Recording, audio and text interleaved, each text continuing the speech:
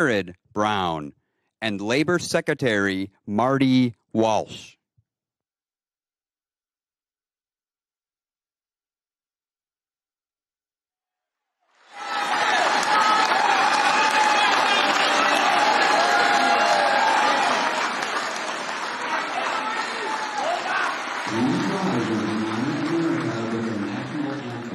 Performed by the Cleveland Federation of Musicians, Local 4.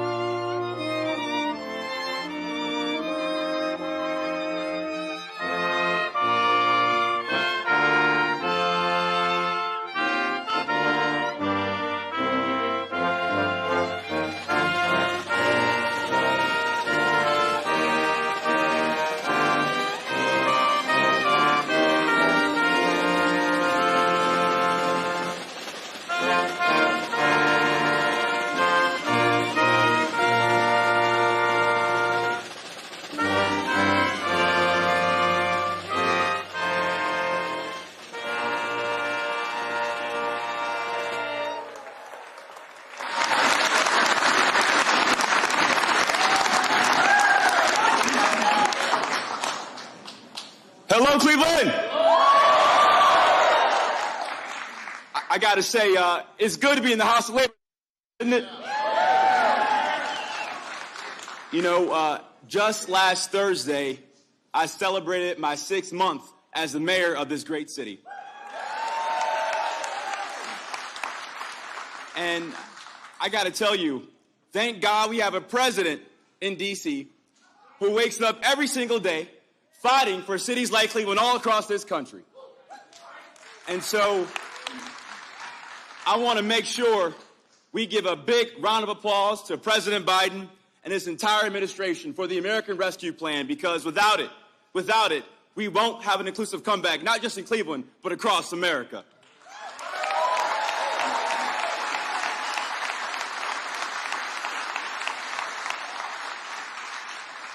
And I have my distinct pleasure and honor to introduce another mayor, a fellow former mayor, a fighter for the middle class, Congressman Richard Neal. Congressman.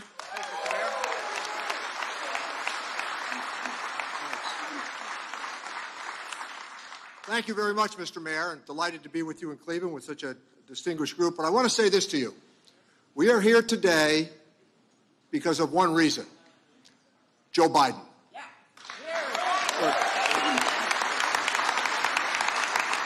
One thing that the other speakers will confirm, when the Ways and Means Committee and I wrote this legislation, for 2 previous years with the previous administration, they waltzed me for 2 years and never did anything about it. These are people that played by the rules. These are people that had not committed fraud or misdemeanors. These were people who took the position that we will, on a prescribed date, derive the benefit that we were promised based upon the fact that we postponed wage increases for retirement benefits. So the opening arguments on this, to my astonishment, started with they need to take a 40% cut. You can take a 40% cut when you're 22 years old. You can't take a 40% cut when you're 72 years old. And that's what, in the end, this was about. But to relive a couple of other big moments here, to sit in that Oval Office when we were getting ready to write the President's rescue package, which has worked splendidly, by the way. The states have money, the cities have money, the consumer is not in a bad way, even though there are many challenges. But to sit in that Oval Office, and I want to relive this for all of you. when I said to the President, Mr. President, I intend to put the multi-employer pension plan in your package, to have the President of the United States say, and I'm going to support you on this.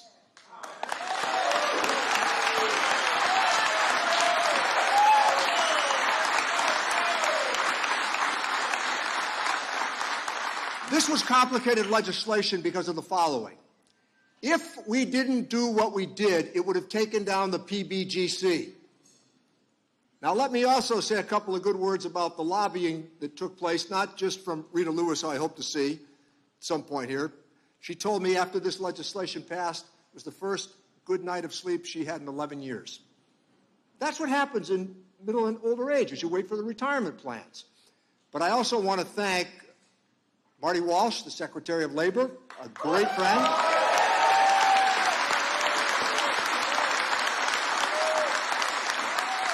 And when people say being in a union doesn't count, I want to thank Sean O'Brien and Jimmy Hoffa.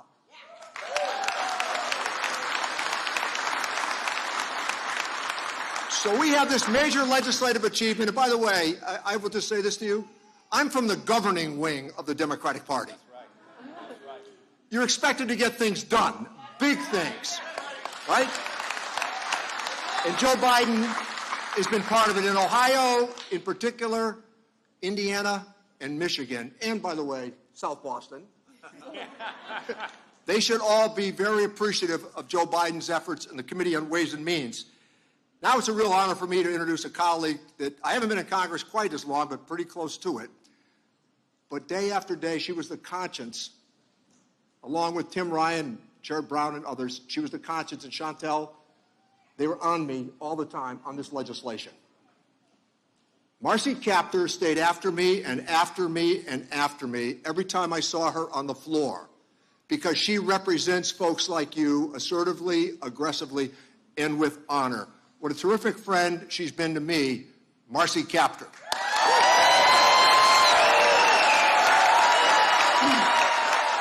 Thank you, Richie Neal. Thank you. Dear friends and dear friends in labor, I have to say, I hope he's listening in the back room. President Biden, welcome back to Ohio. Welcome back. I want to thank my dear colleague, Richie Neal, because I didn't forget. But the most important part is you chair the House Ways and Means Committee, and you didn't forget. You didn't. And the cause of working men and women in this country too often gets forgotten, all right? I hate to say it, but the Congress isn't the most pleasant job in the world. And when I got there, Tip O'Neill was Speaker. I loved him.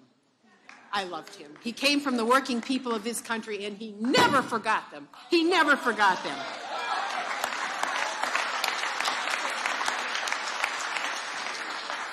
There aren't enough of us there, take my word for it. But Rich Neal didn't forget us. I know Senator Brown will be saying words here today, and this bill began in the House of Representatives. People say, Marcy, why do you stay in the House? This is why.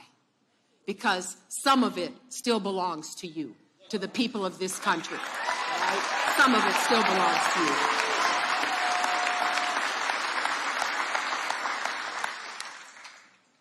And in this part of America, we make, build, and grow the country. And this bill was a promise. It was a promise to you. It was the American dream. And that is that those who make, build, and grow America deserve a secure retirement. And it was going to be taken away. It was going to be taken away. For the hardworking men and women who labor to forge a better nation, the American dream promises a retirement that is stable and secure. But for Ohio, it meant over 80,000, the #1 state in the union that would be impacted if we didn't pass this bill. 80,000 here in Ohio, miners, talk about a hard job, truckers, iron workers, tradesmen and women, would have their pensions substantially cut. I met so many of them. And across this country, millions of workers, pension insolvency. And if you think about it, Secretary Walsh, you know, you've been back to Ohio more than once. You've been the mayor of Boston, the leader of laborers across our country, and a Biden appointee. Thank you. Thank you for doing your job. Thank you for making sure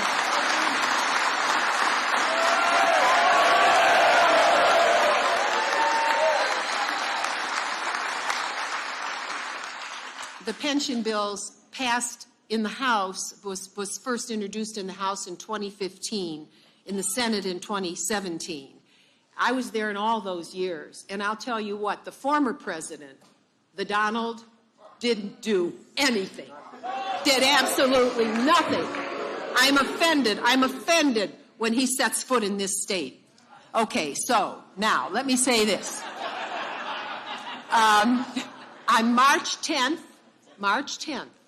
of 2021, the American Rescue Plan passed the Congress, and the President Biden, signed it the next day. He'd hardly warmed the chair in the Oval Office. And what that meant was there was bedrock pension security for 80,000 more Ohio families and millions across this country who have dignity throughout their golden years.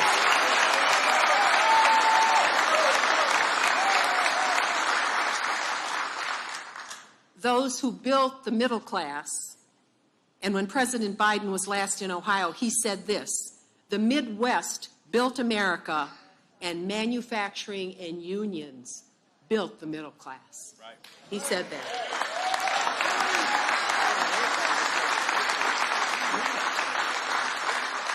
Retirement security is middle class security. And so today, Richie Neal, I wish I had a big crown to put on your head, really, for remembering us. Today we take a step forward to strengthen the middle class and the promises that go with hard work. So let us continue our essential mission to ensure that all who make, build, and grow America are able to enjoy the prosperity afforded by the American dream. Thank you all for being here today to help us celebrate.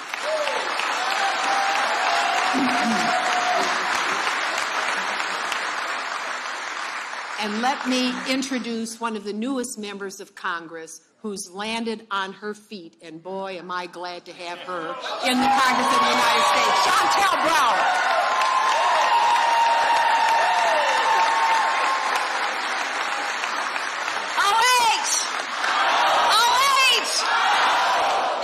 Marcy. Thank you, Congresswoman Kaptur. Good afternoon and welcome to Ohio's 11th Congressional District.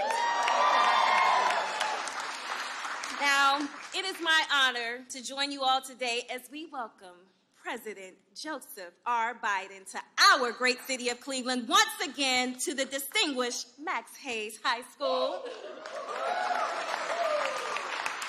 Now, if the attendees in this room aren't enough proof, let me echo how excited we are to host President Biden this afternoon and to thank him for his commitment to our labor community.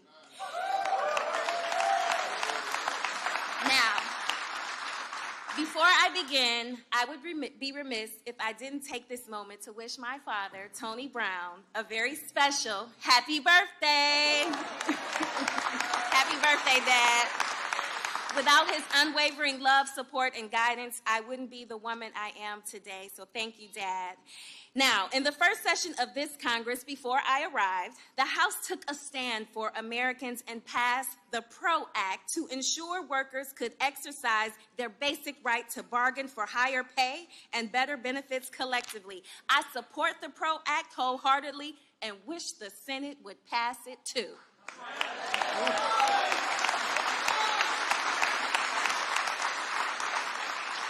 And thanks to my colleagues in Congress and President Biden, the American Rescue Plan Act of 2021 still protecting hard-earned savings of more than 1 million retirees and preventing tens and thousands of businesses closing by stabilizing troubled pension plans. The talent in this room represents the strength and importance of our labor and our workforce development opportunities that lie ahead under President Biden's leadership. And Mr. President, you better believe you can count on me to continue to work with your administration and strengthen workers' rights, protect retirement benefits, and create good paying quality jobs in our community in Congress.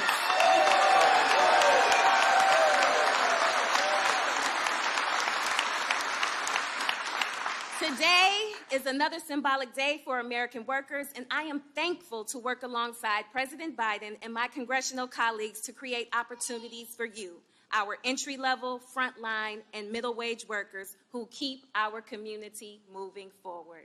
And with that, it brings me great pleasure to introduce our Ohio Senator, serving 16 years, also affectionately known as my cousin, Senator Sherrod Brown, ladies and gentlemen.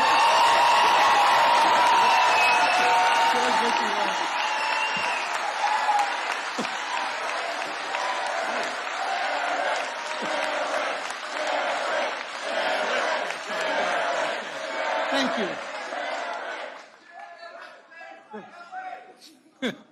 Thank you, Local 4. Good to see you again back here. I remember the first time I heard about the pension issue. It was 2011. I was speaking with labor attorney Sandy McNair in Cleveland, who was representing iron workers and grocery store workers in those days. Workers and retirees and businesses knew the situation was getting worse, but there was no movement. There were no rallies. There were no champions in Washington to take up that cause.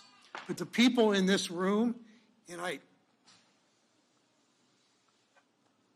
the people in this room changed that. And I can look at person after person and pick people out and see what you did and watch you walk the halls of Washington. And because of you, because the people in this room, we changed that. We passed the Butch Lewis Act, 50-49 in the Senate.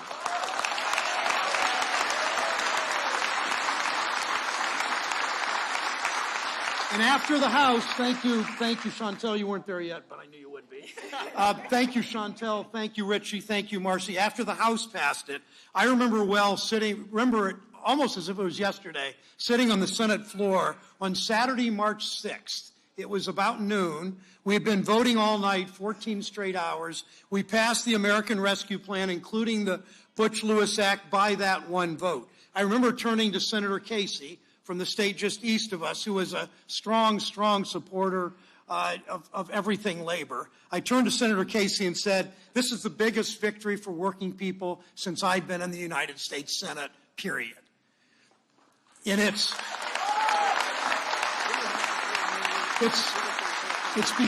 because of the people in this room. So many times we all wondered as you walked the halls and badgered everybody, including people that would not listen, but you tried everybody. We wondered if we could get this done. We knew that when Wall Street gambled and lost, they got a bailout. When big corporations came to Washington looking for tax cuts, they got a handout. But when working people's pensions needed saving, pensions you worked for your entire lives, that's where my Republican colleagues drew the line and said no. They don't, I was talking to the mayor, they don't understand what collective bargaining means, or they just don't care. You fought for these pensions. You bargained for these pensions. You gave up raises at the bargaining table every 3 years for these pensions. You earned these pensions, period.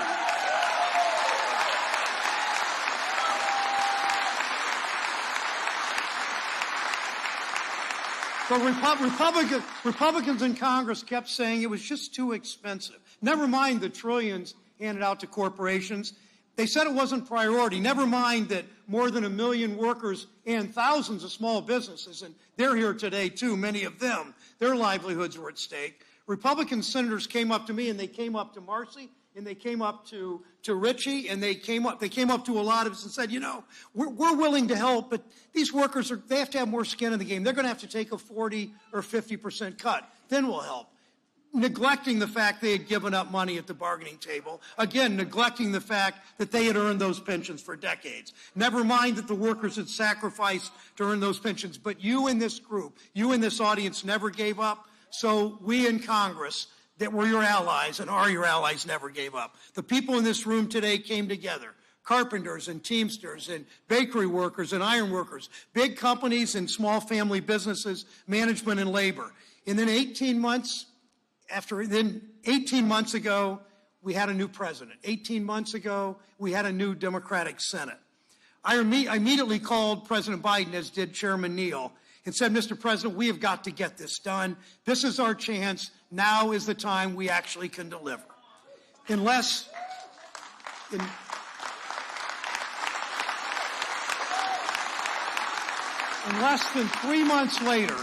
than 3 months later, after years and years of effort, as Marcy said, we got it done without a single Republican vote. We held every Democrat in line. We saved those pensions with no cuts. Not a single cent cut from the retirement that you earned.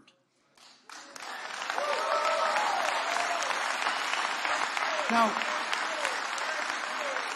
looking around this room, I think back on the journey we've been on together for much of the last decade. I think about Rita Lewis and think of the passion in her voice when she talks about Butch, her beloved late husband from Cincinnati, who we honored by calling the bill the Butch Lewis Act. She could no longer help her husband. He had passed away, but she could fight for the hundreds of thousands of workers he had championed all his adult life. I see Mike Walden in this crowd and think about the rallies we did at union halls all over the state year after year. I think about Bill Martin and David Gardner, who were there in our field hearing in Columbus, testifying what this meant to their small businesses, Spangler Candy in Northwest Ohio, Nichols Bakery in Northern Ohio. I see UMWA mine workers in your camo T-shirts. I saw some of them in Belmont County this week. For a while, it seems like I couldn't walk anywhere in the hard office building without seeing workers in those camo shirts. I see workers and retired workers who are here today, who rode all night in buses, who came and did rallies in 100-degree Washington weather in August, who did rallies in 20-degree Washington weather in February. I see one of my favorites. I see Roberta Dell, longtime shop steward, 43 years, Local 20 Teamsters, Mr. President, Teamsters at Spangler Candies in Bryan, Ohio. On March 12th, President Biden signed this bill, including the Butch Lewis Act. 2 weeks later, Roberta finally retired. She was just waiting for this bill to be signed. Last summer, I was with Roberta in Bryan. It's the far northwest corner in Williams County of our state, celebrating what passing Butch Lewis will mean for that small Ohio community. It's not just those workers in Bryan, Ohio. It's the business where they work. It's the economy in that community when these workers actually the anxiety is lifted from their shoulders when they know they're going to get those pensions. They can count on those pensions as they can count on Social Security, because this administration will never, ever privatize Social Security.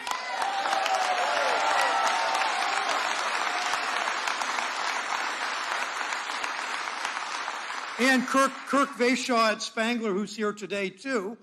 Spangler now is expanding their production line and will hire more workers in Northwest Ohio, again, because of this bill.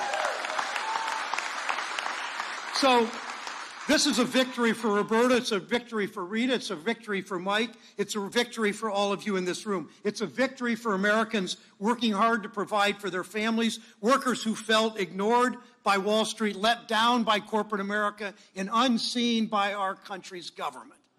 This is for you. This is our commitment to you. With this president in the United States of America, we keep our promises to working families, period.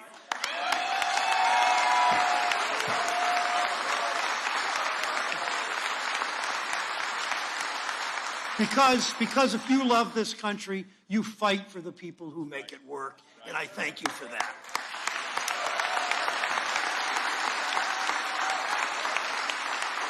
My pleasure to bring forward former president of Labor's Local in Boston, former mayor of Boston, now the Secretary of Labor. Just contrast Secretary Walsh, card-carrying union member, with his predecessor, who spent his career at a law firm trying to bust unions. Think of the difference in how we now have a Secretary of Labor. Every time I call him, every time Marcy or any of us call him, every time the mayor, we know we have a friend of labor in that job, at NLRB, at DOL, for worker safety.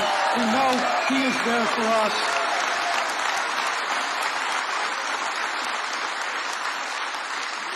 And that's why I've said to many of you, I wear this pen on my lapel. It's a depiction of a canary in a bird cage, where the mine workers didn't have a union in those days strong enough, a government in those days that cared enough about workers. We now have a Secretary of Labor who's always on the job fighting for workers because he cares so much, Mr. Secretary.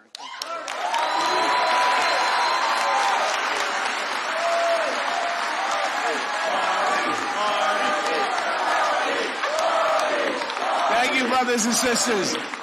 Thank you. Let me just, first of all, as all the speakers, as everyone was speaking today, a lot was going through my head as I looked out here. I saw a lot of faces that could have been from Boston in my local union that were retirees and young people and families and kids and mothers and fathers. And that's what I see when I look out in the crowd today. I want to thank Senator Brown for his tireless advocacy. You know, I didn't know Senator Brown too much until I became the Secretary of Labor. Obviously, I knew who he was and what he's all about. There is very few people that's as passionate as he is about working rank and file members in the union in the United States. So I want to thank the senator. I want to thank his cousin, Congresswoman Brown.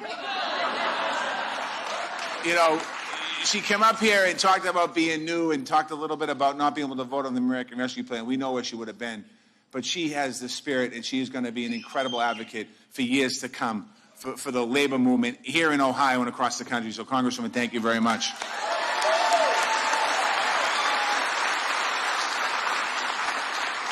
My first conversation with Congresswoman Kaptur was really nice. I was Secretary of Labor, brand new, and I'm a big labor guy, as you all know. And she called me up and she started telling me what I have to do for her state of Ohio. And again, her passion, just her courage, what she does, what she stands for.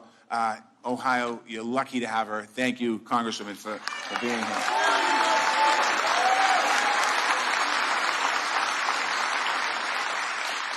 On my way here today, the president wanted to have somebody else with him on the plane that no one understood, so we brought Richie Neal from Massachusetts. The chairman of Ways and Means, my dear friend, longtime friend, this issue has been an issue for him for a long time, and many, many, many other labor issues. And I've known Congressman Neal for an awful long time, and he is an amazing advocate to have as the chairman of Ways and Means. Thank you, Congressman, for your support. Now, as Senator Brown said, I was mayor for 7 years. For the last year and a half, I visited 39 states, about 100 cities around the country. In Cleveland, I want to tell you something. You have something special in your mayor right here. He's an amazing guy. So I want to thank Mayor Bibb.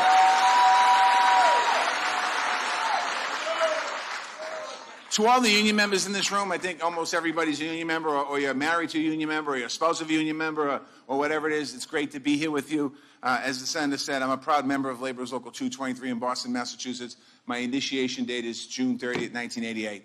My dues are paid up, and certainly that's been a big part of my life. To the younger members in this room today, I want you to understand something. I say this all the time. You have a union book in your pocket. You're able to be part of a union. But it's the people that came before you, the men and women that came before you, that we're standing on their shoulders. And I'd like to ask all the retirees to either stand up or raise your hand, because we want to thank you and your spouses for being here today.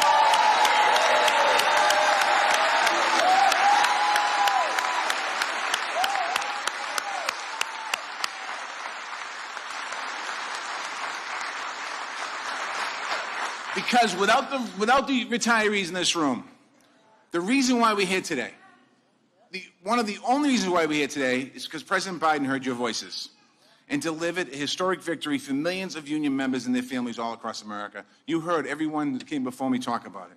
As Secretary of Labor, I have the honor to serve as the chair of the Pension Benefit and Guarantee Corporation.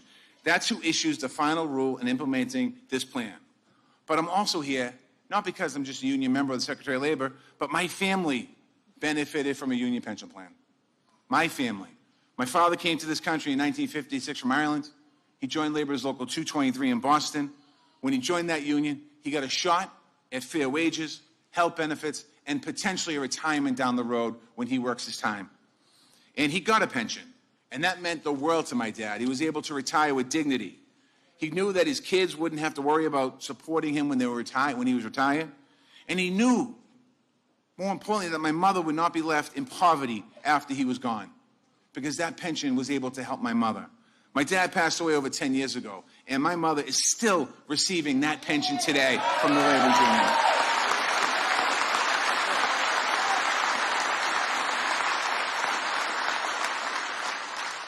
The labor movement helps families like mine join the middle class, and pensions help families stay in the middle class. You bargain for them. You work your life for them.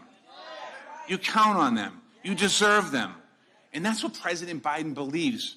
And that's what he's delivered. And that's what it's all about today being here. You know, President Biden, I've had the chance now to know him for a long time. I met him in 1997 when he was a senator from Delaware. And I had a chance to get to really know him when he was the Vice President of the United States of America. And when the President called me up in January of last year, he called me up and said, Marty, I'd love for you to be my Secretary of Labor. And I said, Mr. President, I'd be honored to be your Secretary of Labor. And from that moment and before that, President Biden understands the plight of working people. He understands the challenge that working people face every single day. He understands when people are laid off. He understands when people are on unemployment. He understands when people don't have enough hours for health care. He understands when you don't have enough hours for your pension benefit. He understands all those things that you fight for every single day. And many of you in this room have gone through your own life throughout your career. Times weren't always good. There wasn't always plenty of work around. There wasn't always a historic infrastructure bill that was going to create millions and millions of jobs in the United States of America with good labor conditions in it.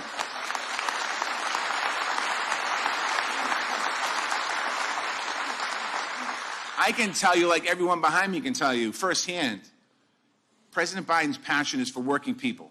And he does it every single day. I see it in his belief in the labor movement every single day. When the cameras are off, most importantly, the president will talk to me in the Oval Office, and he'll often say to me, you know, Marty, this is the house of labor. The White House is the house of labor. It wasn't always that way, and it's not always that way.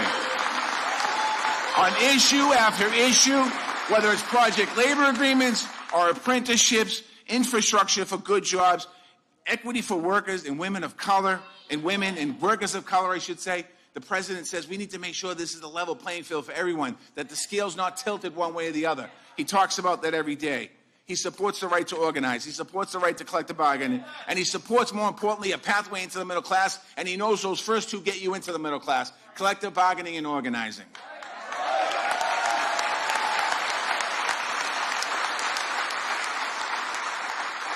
And today shows that, once again, there is no doubt. Now, I know we're in a high school.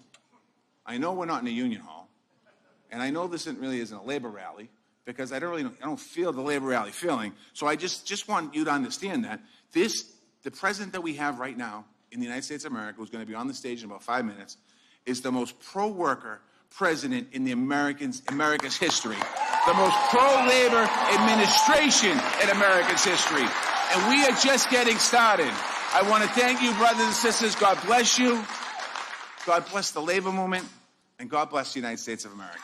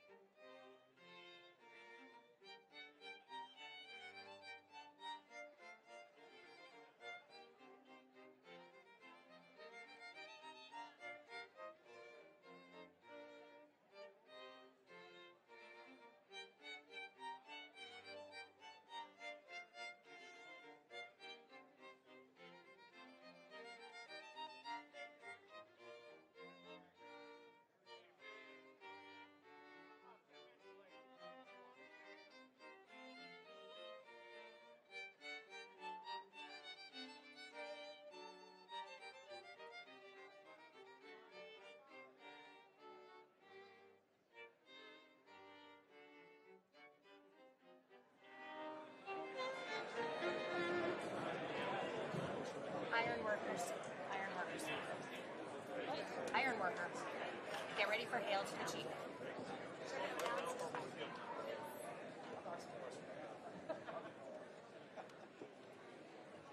Not yet. Not yet. An iron worker is going to talk.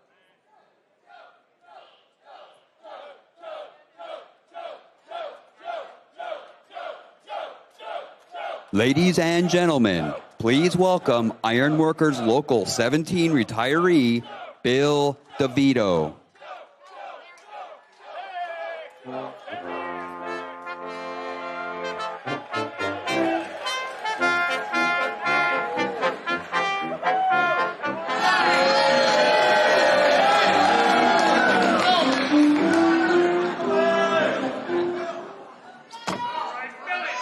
They say they want us to be really upbeat. I would like anyone to come to an Ironworkers Local 17 meeting. Talk about upbeat. It's more than that. I'll guarantee it. Good afternoon. My name's Bill DeVito. I'm a retired ironworker out of Local 17, Cleveland, Ohio.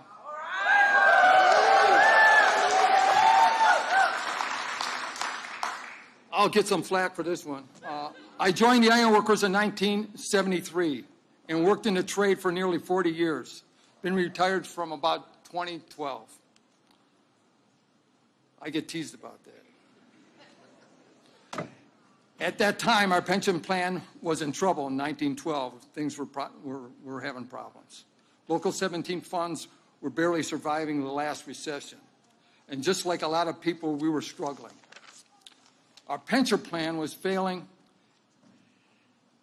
and if we didn't take action, funds would be expected to run dry within the next handful of years. Members of Local 17 came together and made some very tough decisions. And we voted to take significant cuts to our monthly benefits. This was tough, in order to prolong the life of the plan. No one expected the cuts to be 20 to 40%. This was devastating. Anybody that was married with kids, trying to help out college. Retirement dreams gone. But we could save the plan, not just for ourselves, but for the younger ironworkers coming up behind us. We took the cut. So that's what we did. We kept the fund afloat, but we sank the retirement plan. And that will, with so many of our union brothers and sisters had dreamed about, our retirement. But we never stopped fighting. So with the lives disrupted, we needed to pass the Butch Lewis Act and to restore the retirement of the hardworking people like me, even when people said it was impossible. We never gave up hope. And neither did the friends like Sherrod Brown, Marcy Kaptur, Marty Walsh, Joe Biden.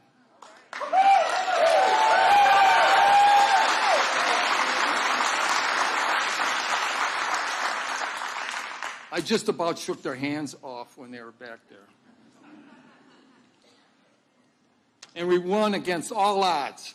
We won a president and a Congress that believes in keeping promises to working people.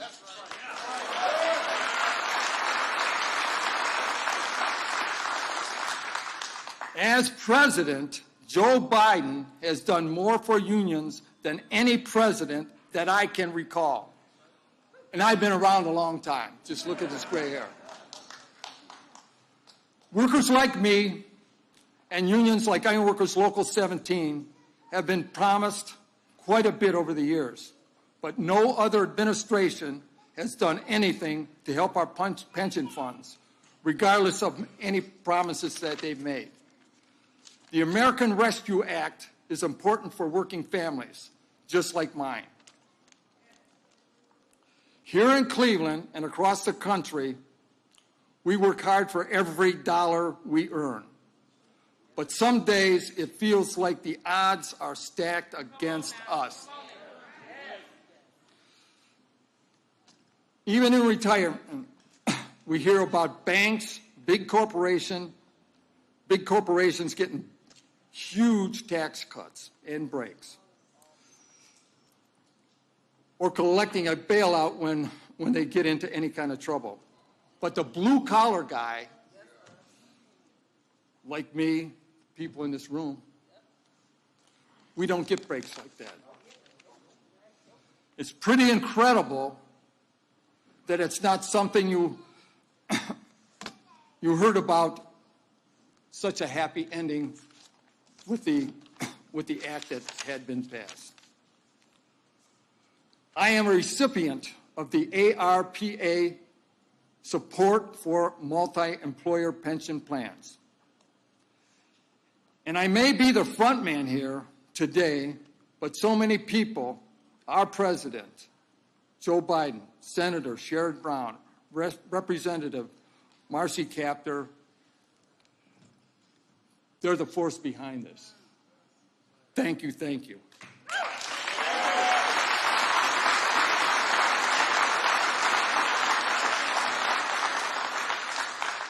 And the hardworking men and women of the American labor movement have worked for so many years. They are the real heroes. And now it's my great honor to introduce the man who made this day possible. Many politicians promised, dangled, and delayed pension rescue. Joe Biden delivered.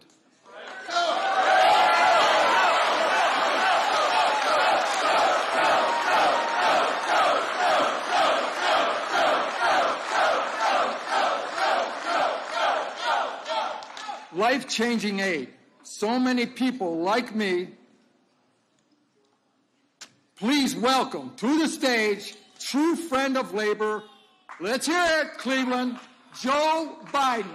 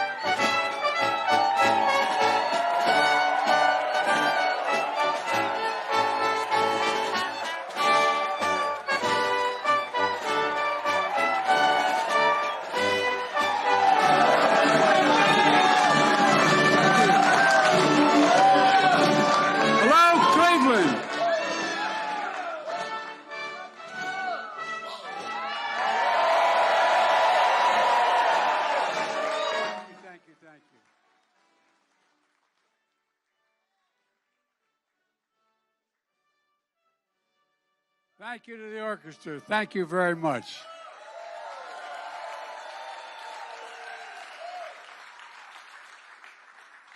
Well, let me start off by saying I'd get in trouble with my mother, were she here, if I didn't say it. Excuse my back when I'm speaking. I apologize. Number one. You have my... Hello, Cleveland. Before I begin, though, I want to make one serious comment about the shooting and the death of Jaylen Walker. The Justice Department and Civil Rights Division of the FBI field office in Akron, Ohio, and the local U.S. Attorney's Office are closely monitoring and reviewing what happened. And the FBI continues to coordinate with state and local partners to provide resources and specialized skill. If the evidence reveals potential violations of federal criminal statutes, the Justice Department will take the appropriate action. And I just want you to know what's going to happen. Now for today's program. Thank you, Bill, for that introduction, and for the welcome on behalf of the Iron Workers Local 17 here in Cleveland. Iron workers are with me the first time I ran as a 29-year-old kid for the Senate. And you're all crazy. I'll never forget a guy named Tommy Schrank was the president of a local in Delaware. And he said, let's go out and meet some of the guys and women. We went out to a built construction site. We went up a makeshift elevator. We went up 13 floors. They're sitting on 18-inch beams eating their lunch. I'm thinking to myself, my God, these guys are supporting me. But they're the guys I grew up with. You know, the people you heard speak earlier today, and I apologize, I'm going to repeat some of what they said. But you know, we all come from the neighborhood. We all come from, no, I mean it. I was born in Scranton, Pennsylvania, which was a union town, mostly coal mine union town, a lot more. My great-grandfather worked in the mines, was a mining engineer, and everybody there was only one word you heard most often in my family. Not a joke. Most important word. It wasn't unions, it was dignity. Dignity. Everyone's entitled to be treated with dignity. My dad, then we moved to a little town. When coal died, we moved to a town called Claymont, Delaware, just across the line from Pennsylvania, where the Delaware River bends. And, you know, used to have over 6,000 steel workers. We're steel. It's all gone now, all of it gone. Used to be a company town, literally. The hills were all company stores, company buildings. But it's gone. And the union movement began to just crumble in Delaware and in Claymont. And my dad never belonged to a union, but I say this to the front end. My dad was a salesperson, and he came down from Scranton when coal died. He wasn't a coal miner, but he worked in sales up there. And I'll never forget, we lived in a 3-bedroom split-level home, like a lot of suburban areas developing in the early 50s, mid-50s. And there were, I think, 38, 40 homes. And we had 4 kids in the family and a grandpop living with us, and mom and dad. And the walls were thin. And my dad, one night I could tell he was really restless. I could hear him, and sort of not banging, but leaning up against the wall, the room in my room. Next morning I asked, my dad had an expression. He said, Joey, you never complain and never explain. Just get up. Just get up. And I was wondering what was wrong. And I asked my mom. She said, the company says no pensions. No pensions. And so, you know, a lot of you come from families like mine. A lot of the people stood behind me. Richie Neal from the state of Massachusetts. He is, as my uncle would say, Richie is union from belt buckle to shoe sole, man. And but all the folks you heard speak today care about it, because we know what it's like to be deprived of your dignity. We know what it's like to have a father or a mother have to put their head down when they know they can't afford a thing for their kid that they need, whether it's a prescription or whether it's just plain being able to go off to school. And the point I want to make is this. We all understand this. And when I ran for office this time, and I've been a union supporter for my whole career, but I made a promise. I mean it sincerely, and Marty knows this. I guaranteed when the Fair Labor Standards Act was passed, and back in the 30s, and Roosevelt came along, it didn't say unions are okay. It says we should encourage unions. Encourage unions. Because when unions do well, everybody does well. Everybody does well. Not a joke. Not a joke. So here's the deal. The deal was quite simple. When I ran, I was criticized for the basis upon which I ran. I said I'm running for 3 reasons. 1, to restore the soul of America, the decency and honor of this country. And 2, to rebuild the backbone of the country. The backbone of the country are the working women and men, the middle class. And you know, there's a middle class for one reason. American unions. That's the only reason there's a middle class. Not a joke. That's a fact. Not a joke. And when the middle class does well, everybody does well. People have a way up, and the wealthy still do very well. And so, folks, the 3rd reason I ran was to unify the country. to unify it. That's been the harder part of it right now. No, I'm serious, because we've become so divided in this. But one thing we were divided on when we ran, and, you know, I want to thank Mayor Bibb for the passport into the city, but we were divided on the question we're celebrating today. And, folks, how about actually having a union guy as Secretary of Labor? Isn't that something? Thank you, Marty. And I know we have a fantastic Secretary of Housing and Urban Development, Cleveland's own Marcia Fudge. She wishes she was going to be here. I'm also honored to be here with Senator Sherrod Brown, a great champion of working folks. He really is. He really is. And thank you also for the incredible Democratic members of Congress here. Marcy, Kaptur, God love you, Marcy. You are the best. She does it all, unions and foreign policy. And foreign. You think I'm joking? I'm not joking. She really knows more about foreign policy. She's forgotten more than most members of Congress know. And Shantel Brown, just remember me when you're president, okay? All right? Congratulations. Look, and Richie Neal is not only a strong union supporter and been a great supporter of this legislation, but he's chairman of the most powerful committee in the United States Congress, the House Ways and Means Committee, the guys with the money, And he's led on labor issues for decades. You know, while they couldn't be here, I also want to thank Senator Tim Ryan, future Senator Tim Ryan, and Senator Patty Murray of the state of Washington for their incredible work on this legislation. With everyone's leadership and with their votes, and most of all with the unrelenting commitment of labor and all of you, this historic day is made possible. And it really is historic. This was $90 billion, okay?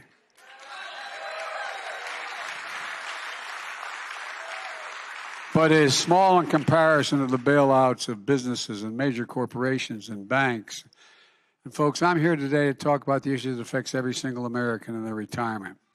People around the country wake up every day wondering whether they've saved enough to provide for themselves and their families before they stop working. Working a job that provides basic dignity, a good middle-class job you can raise a family on, a job that provides a dignified retirement and will give you peace of mind. Think of all the people, and many of you went to bed at night putting your head in the pillow and saying, am I going to be all right? Is my family going to be all right? Is my wife or my husband or my child, they're going to be okay? It's a dignified retirement with your spouse or the home and your community you worked and lived for your whole life. But the reality is, for so many people, the goalposts keep moving. Unfortunately, that's probably Trump calling me. I'm not lying. I hear that sound there. Unfortunately, this happens to people who need it most, working people in this country. A lot of politicians like to talk about how they're going to do something about it. Well, I'm here today to say we've done something about it. And I've kept their promise. I campaigned to restore the backbone of this country, the middle class and unions, because I know this. The middle class built America, and unions built the middle class. And today, I'm keeping a promise one of the most significant achievement union workers and retirees have received in over 50 years, and that's not hyperbole. For years and years, union workers have been driving trucks from factories to stores, bagging your groceries, constructing the buildings, bridges, roads we need, and so much more. The ironworkers, bricklayers, carpenters, laborers, plumbers, truck drivers, musicians, I might add, food workers, and so much more. And with each paycheck you earn, their employers put money into their pension plans. These workers work hard today to secure retirement for tomorrow. That's what it's all about. Now, a lot of businesses aren't able or willing to run their own pension plans. And in some industries, workers are employed by several different employers over the course of a year or longer. For example, we see that in transportation, construction, and entertainment. So working with a union that represents their employees' businesses in the same industry often come together to form what's called a multi-employer union. I know you know this, but people listening to this on television may not know this. Pension plans that serve 11 million Americans across the country. And to make sure these pensions are managed responsibly and to protect the participating workers and retirees, the federal government oversees, then ensures the plans. But we've seen the risk of millions of workers face as they watch their hard-earned pensions turn into broken promises. We saw it before the pandemic and the economic crisis that followed. Millions of retirees were at risk of losing their retirement security through no fault of their own, based on conditions and unrelenting attacks on unions that were taking place. 200 multi-employee pension plans for 2 to 3 million workers and retirees were going insolvent. What that means to those 2 or 3 million workers, they face painful cuts to the benefits they had counted on and for the dignified security of retirement. You just heard from Bill what it's like. Work 30, 40, 50 years, working hard every single day, doing everything to provide for your family. Track every dollar of that paycheck for groceries, mortgage, and hopefully for family vacation maybe one day. And knowing when it's time to retire, your pension you earned will be there. Knowing that together with your Social Security benefits, that pension will continue a good middle-class life for you in retirement. For some, just my dad would say, just a little peace of mind. But for folks at home, imagine losing 50 or 60% of that pension through absolutely no fault of your own. Imagine what it does financially and emotionally. What it does to your dignity. I'm also here as Davy Grubbs, retired Teamster truck driver from North Carolina, who faced nearly 70% cut in his pension. And now, also joining me today is Rita Lewis. Where are you, Rita? Rita's here somewhere, I'm told. She stepped out. I don't blame her. You know, she's Butch's widow. Their anniversary's coming up in a couple days. Childhood sweethearts. Butch was a ball player drafted by the Pittsburgh Pirates out of high school, but he enlisted in the United States Army instead. Special Forces, Army Ranger, served in Vietnam. Earned, like my son, the Bronze Star. My son did not earn the Purple Heart, but in the Purple Heart. Came back home to Rita, settled in Cincinnati. Became a trucker, represented by the Teamsters, and then president of his local. Known as an honorable, honest, and decent labor leader, Butch faced severe cuts in his pension, and he became a fierce advocate of protecting the pensions of his fellow workers. Butch died more than 6 years ago, and Rita's carried on his legacy ever since. And with Democrats in Congress, I might add, and Marty Walsh's leadership, we brought the Butch Act. We fought for the Butch Lewis Act to protect pensions for millions of workers and retirees. As candidate for president, I argued for its passage and promised when it passed I would sign it. And that's the promise I've kept when I included the Butch Lewis Act in the American Rescue Plan. Now, multi-employee plans will remain solvent for decades and come at least until guaranteed till 2051. These retirees, those retirees who lost their benefits, will have them restored retroactively. We turn a promise broken into a promise kept. It matters to workers. It matters to their families. It matters to the country. You all remember what the economy was like when I was elected, a country in a pandemic with no real plans how to get out of it. Millions of people out of their jobs. Families in cars, remember, backed up for literally miles, waiting for a box of food to be put in their trunk. Just a box of food to be put in their trunk because they didn't have enough to eat. The previous administration lost more jobs in its watch than any administration since Herbert Hoover. That's a fact. All based on failed trickle-down economics that benefit the wealthiest Americans and hit the middle class and working people the hardest. But we came in with a fundamentally different economic vision, an economy that grows from the bottom up and the middle out. It's good for everyone, because when the middle class does well, the poor have a ladder up and the wealthy still do very well. And that's why we designed the American Rescue Plan based on the belief that a recovery should help all Americans prosper. A belief that working, building power, and unions are good for workers and for the economy. A plan that led to the most jobs created in the first period of a presidency than any time in all American history. And we've seen in the past how economic crisis can leave so many Americans in tough straits for years, sometimes for the rest of their lives. Economists call it the scarring effect, the lasting bad effects of economic hardship, including folks unemployed for a long time. Remember when we started this, a lot of people were equally as qualified, but they've been unemployed for 8, 10, 12 months. They wouldn't even be considered. 2 people put in an application. The person may be more qualified, been employed out of work for longer. It's called the scarring effect. People not able to get back to work, period. Well, we changed that. And young people who faced a weak labor market, they're back. Losing a big part of your income late in life, that's a scar, though, that doesn't heal. Well, not this time.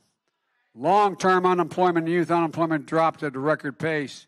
With today's actions, millions of workers will have the dignified retirement they earned and they deserve.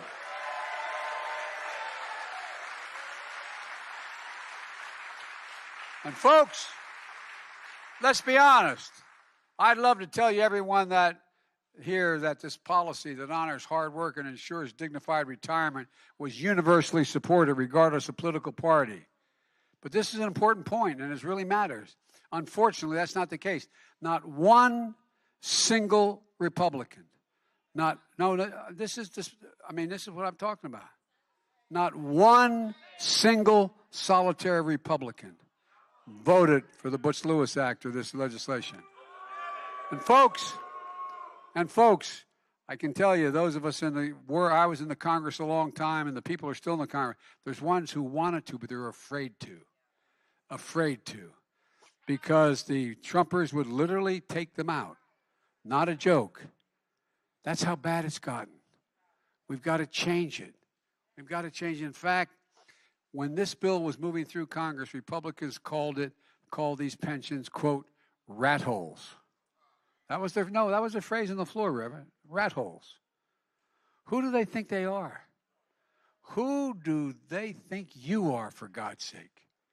And my predecessor had a chance to act, but he didn't have a commitment to you or the courage to stand up to his own party to get things done, dismissing and ignoring the forgotten people he promised to help. Remember how he's going to help working class folks? But tax cut for the wealthiest Americans. He had no trouble passing that. They passed a $2 trillion tax cut. Not a penny of which was paid for, increased the debt by $2 trillion. The vast majority of people making the top 1% of income, the biggest corporations, and their biggest cheerleaders, that $2 trillion tax cut. And again, disproportionately benefited the wealthiest Americans. Protecting a system in which, for example, the 55 of the largest Fortune 500 companies in America pay zero in taxes. Zero. They made $40 billion. Didn't pay a single penny. The party that chose to make life more comfortable for the already comfortable disparage and oppose retirement security for working people. And now when Republicans actually do offer a plan, they finally, I'm not joking. Ask yourself this question. What is a Republican platform going to this campaign? No, I'm being deadly earnest. I'm not trying to be political. Just a fact. Well, they have a guy who is the Rick Scott from Florida, who heads up the Republican campaign committee. He put out the plan. What does the plan do? It makes the tax system less fair by wanting to tax everybody making under $100,000 significantly more on average, a lot more money. It actually raises taxes on those working families because he thinks you don't pay enough in taxes already. No, not a joke. I should have brought along the actual copy of the plan. We'll go online and for real. It's been published. They published it. They think we're freeloaders. But he's not. But he's got a problem with the tax code that allows billionaires, none at all, no problem. Billionaires in America, there's 789 or thereabouts. You know what their average federal income tax they pay? 8%. Every one of you have a job pays more than 8%. Every single one of you. If you're a cop, a teacher, a firefighter, a union worker, you probably pay 2 to 3 times that. Now, after refusing to protect your pension, they're going after your Social Security. Now, look, I would have thought, had I not seen it on paper and heard them talk about it, that I was making this up. Not a joke. The big idea is to put Social Security in the chopping block every 5 years. That is, every 5 years, Social Security, Medicare, and Medicaid have to be reauthorized or they go out of existence. Social Security you paid in from the day you started working. It's your other pension. You paid in it every single paycheck. You earned it. It's your money, just like your pension. And he adds in Medicare and Medicaid for the chopping block every 5 years. Unless Congress explicitly votes to extend those programs, they go away. You know how they work the rules in the Senate. The ability to slow this up and keep that from happening is real. You know how hard it is to get anything done in Congress. Imagine what it would mean if Republicans had their way. Look, the ultra-MAGA Republicans, Congress is deciding every 5 years whether your promise of your hard-earned Medicare Social Security would be continued or discontinued or slashed. It's shameful. But Rick Scott's not alone. Senator Lindsey Graham of South Carolina is talking. No, he has a proposal to cut Social Security. And by the way, I might note parenthetically, as president, the first year I was president, I cut the federal deficit by $350 billion. And you know how much I cut it this year? Cut this year. By the end of September, I will have cut the federal budget by $1,400 billion. Cut the deficit. So they start talking about you being big spenders. There's a point to that. But here's the point. Republicans are talking about privatizing Social Security. Privatizing Social Security. No, this is not we used to hear this stuff and think they didn't mean it, but they've written it down. The senator from Wisconsin, Ron Johnson, promised again that if they regain power, they're going to get rid of the Affordable Care Act. What does that mean? It means that any of you who have a pre-existing condition will automatically lose insurance. Because the insurance company will be able to, right now, because of the Affordable Care Act, no one can be denied insurance because they have a pre-existing condition. It's the only thing that, no. And by the way, we're talking 90 million people with pre-existing conditions. Gone. They tried to do it about 17 times under Trump. We're able to stop them. But folks, this is a different world. I don't know where they live. No, I'm not joking. That's why elections have consequences. That's why they matter. And that's why what we're doing here is so important. Let me close with this. We made incredible progress on the economy from where we were a year and a half ago. We got a long way to go because of inflation, because of I call it the Putin tax increase. Putin because of gasoline and all that grain he's keeping from being able to get to the market. Now I'm fighting like hell to lower costs on things that you talk about around your kitchen table. My dad used to say, at the end of the day, it's just when you sit at that table, do you have enough money to pay for everything you need? Not a lot over. Do you have enough money to pay for everything you need? Well, Republicans do nothing to obstruct our efforts to lower your gas taxes. I propose that. I've asked the Congress to eliminate the federal gas tax for the next, as long as this crisis goes on. Lower food prices, lower health care costs. Hopefully soon, lower your prescription drug costs. By the way, you got a Republican leader in the United States Senate. I was able to work out something with Intel. They're going to provide for over 7,000 jobs in this state out of Columbus. Making computer chips. Well, there's another bill that if we get it passed, and my guys are working like hell to pass it, it'll create another $100 million in investments in Ohio, creating more jobs. But you know what?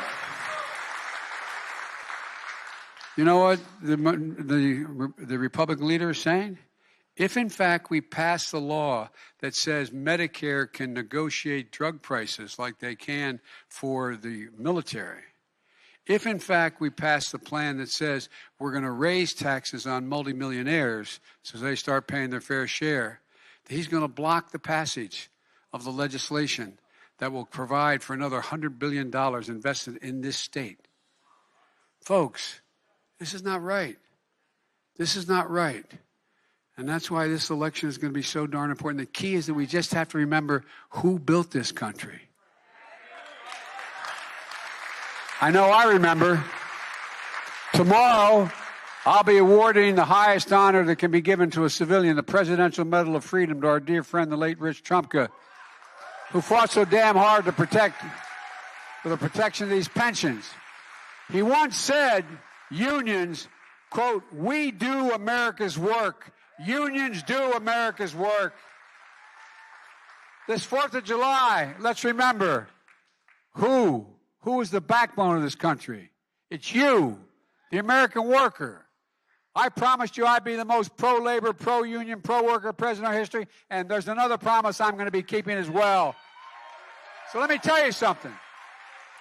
There's no other place I want to be than right here with the workers in this room and the workers that build America. I see you, I hear you, and I'll always have your back, I promise.